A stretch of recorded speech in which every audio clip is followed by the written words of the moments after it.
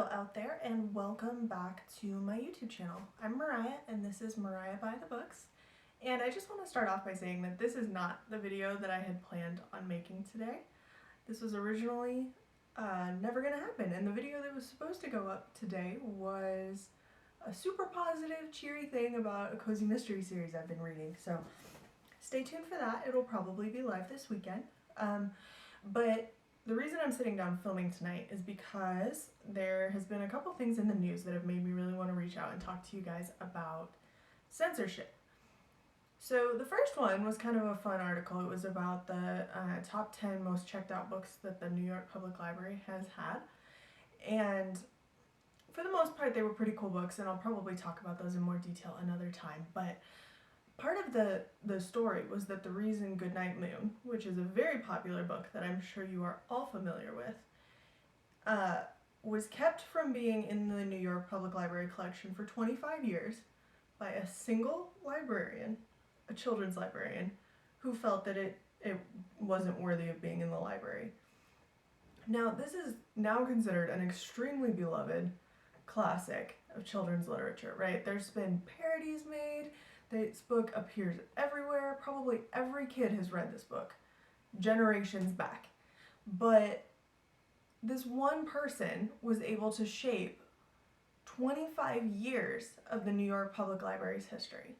And I hope we can all see how wrong that is and how ridiculous that is, that those kids growing up during that 25-year span were deprived of that book. And now, you might be thinking, well, parents could have just bought that book or whatever else. And yeah, maybe some of them could have, but there are people, even today, who can't afford to buy books. And that's a big part of what libraries do, is they bring books into the hands of people who can't afford to buy them, right? And if you have kids, I'm sure you've noticed that kids' books are not cheap. And so to buy everything that your kids want to read, to keep them reading and reading, is difficult and expensive. So libraries kind of fill that void. But if the books are missing, then that deprives those kids of those materials. And that's not okay. And that brings me to today's news. So on Book Riot today, there was an article posted about a bill in Missouri labeled HB 2044. The legislation has been presented by Ben Baker, who you may or may not be familiar with. He's done other controversial things. I'm not going to get into the politics of it too much, but I'm hoping we can all at least agree that censorship is bad.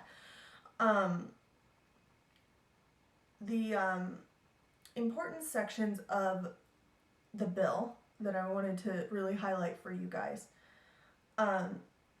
is that every public library shall establish a parental library review board that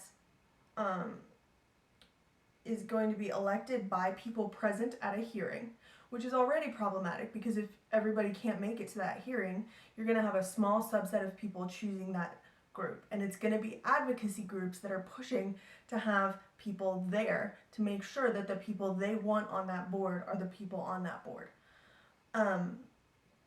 It's going to be a 5-member board only. It'll be 5 adult residents of the geographic area and serve a term of 2 years. No member of the board shall be an employee of the library, the state, or any political subdivision. So you can't have any kind of town council members, you can't have any kind of people with actual library expertise or experience.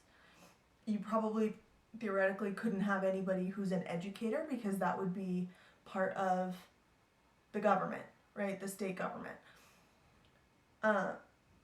The board shall determine whether any sexual material provided to the public by the public library is age inappropriate. And again, these people that are deciding this are not librarians, are not educators. The board is going to convene public hearings at which members of the community may present concerns to the board. The board may order any material deemed age inappropriate to be removed from the public access by minors. Any such determination or order made by the board shall be the final determination or order on such materials and shall not be subject to any review by the governing body of the public library, the state, or any political subdivision thereof. There is no oversight beyond these 5 people who have no expertise, theoretically, and are just there to censor these books. So the government can't do anything, the library can't do anything, nobody can do anything because these decisions are final. So the review committee, again, to reiterate from the Book Riot article, are not being selected based on merit, but rather on their ability to show up to a meeting and garner majority support. I hope you understand the problem with that. I really want to highlight this. So librarians have master's degrees. The people who are in charge of selecting materials for children have master's degrees pertaining to the subject area. So they have extensive experience in children's literature. They often have extensive experience in children's education. They work to make sure that the collections are balanced, that there's a variety of materials to meet a variety of needs. And it's also important to understand that different families and different parents are going to have different determinations of what is or is not appropriate for their child. And that's okay. But who should not be determining what's appropriate for a given child is a random board of 5 people who has no oversight by anyone outside of that board. That's not okay. If these people who are pushing for this can't parent their own kids, not everybody else should be punished for that by their kids not having access to these books. The people who are pushing for this are trying to make the government, this 5-member board, parent their kids and everybody else's kids because they don't want to take the responsibility and actually look at the materials that their kids are bringing into their home and have a discussion about it. And that is pathetic. I really did not mean for my second video to be anything crazy political, and I don't feel to me that this is a political issue. This is a moral issue. Censorship is wrong. We've seen this happen time and time again, and every time it happens, it causes problems. You know, and if nothing else, this doesn't work because banned books become more popular. If they're trying to keep these out of the hands of the kids, they're only going to hurt the kids who can't afford to buy those books. And that's not fair. That's not fair.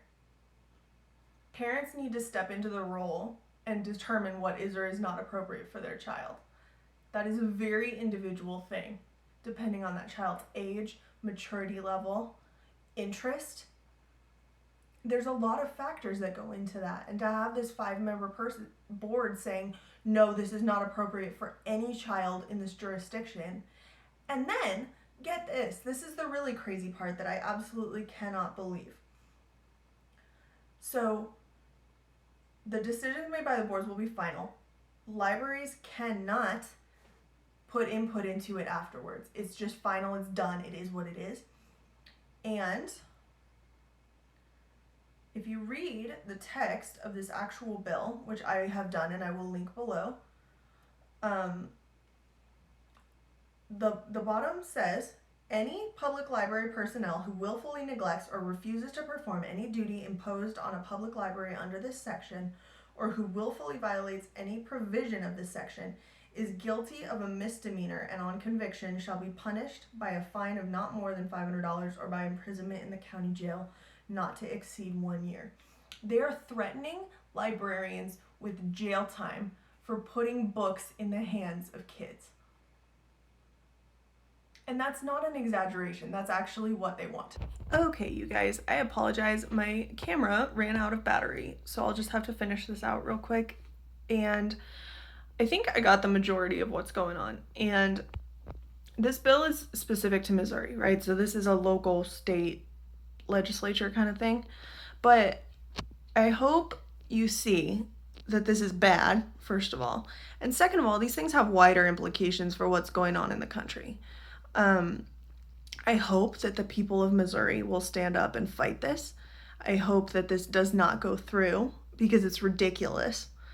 I hope that libraries are continue to be allowed to do what they do, which is provide books to people. And I hope that these groups that want this to happen can get their act together and figure out how to parent their own kids.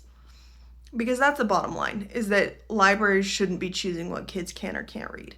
Whether it's religious materials, whether it's sexual education materials, whatever it is, that should be up to the parents.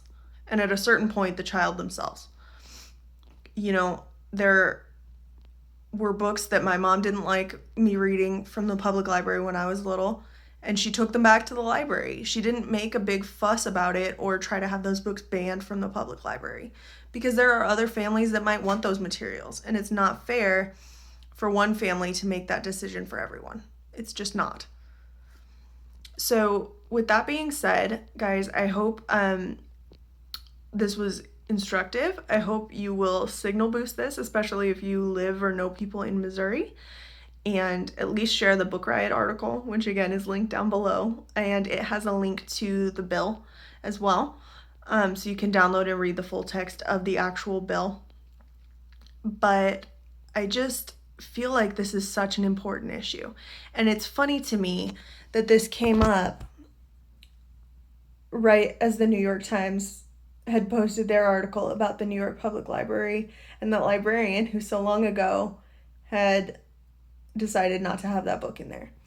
And it seems like maybe it's not that big of a deal because these people only are going to have a 2-year term. But the problem is that if these decisions are final and libraries have no say-so in this, who's going to review it? How are they going to revoke those decisions? You know, even these groups should think about the fact that if their group is in power now, that's great. But what if the next group wants to ban something that they do want in the library? Libraries should not be institutions for political discourse. They should be a place where information is made available. And if parents don't want their kids to have access to that specific information, then those parents need to determine what those kids can and cannot read or can and cannot bring into their home, which is a whole nother issue, but certainly I think parents have the right to do that. But with that being said, you guys, I think that is all I have for now. Let me know what you think in the comments down below, and I certainly will be following this to see what happens in the upcoming weeks, as well as seeing if there's any response from the American Library Association, Missouri Library Association, the libraries in Missouri, etc., just to see, you know, what the reactions are to this. I hope against hope that it doesn't pass, that it's just a super extremist thing that will never happen, but the text is in there to put librarians in jail. So please keep that in mind. And like I said, my next video should be more cheerful, a little bit more my normal content, but I didn't feel like I could let this go by without addressing it. So thanks so much for listening and watching, and I'll catch you in the next one. Bye, guys.